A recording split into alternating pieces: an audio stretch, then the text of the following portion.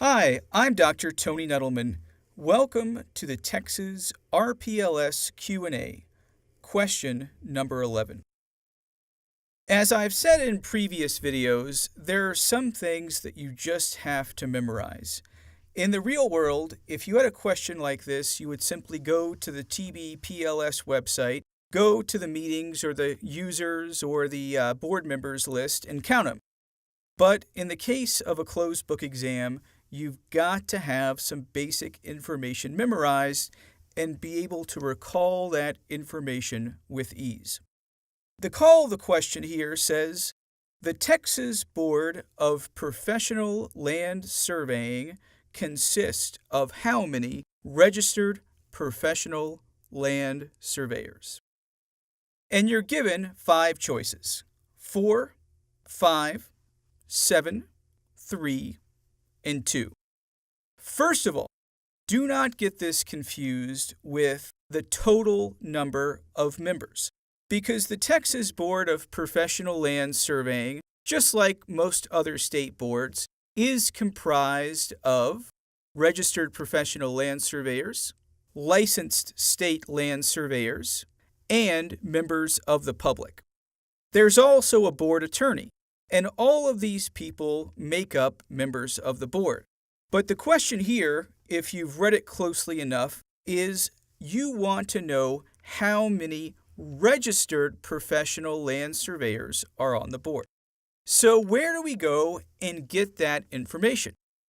Like freebies? Subscribe to the NLC YouTube channel for free course previews, weekly how-to videos of actual questions, and lots more. Just click subscribe below.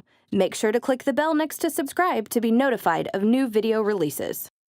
The Texas Board of Professional Land Surveyors is created, administered, and run using 2 laws: the acts, which are made by the Texas legislature, and the rules, which are made by the Texas Board itself. The acts are kind of like broad strokes, and the rules are, just like they say, very specific rules. So let's figure out, where do we go? My first guess is that I am going to go to the acts, because this seems like an important thing. How many registered surveyors are there in here? Reading down my list of Texas statutes, I have found Statute 1071-051-3.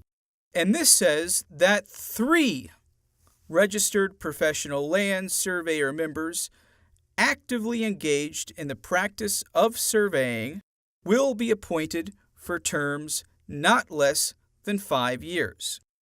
So we've got this system, 3 registered professional land surveyor members that have been actively engaged in the previous 5 years. So there you go, 3 registered professional land surveyors. If you've read the statutes, if you'd studied the statutes, and if you knew this, this was a very simple.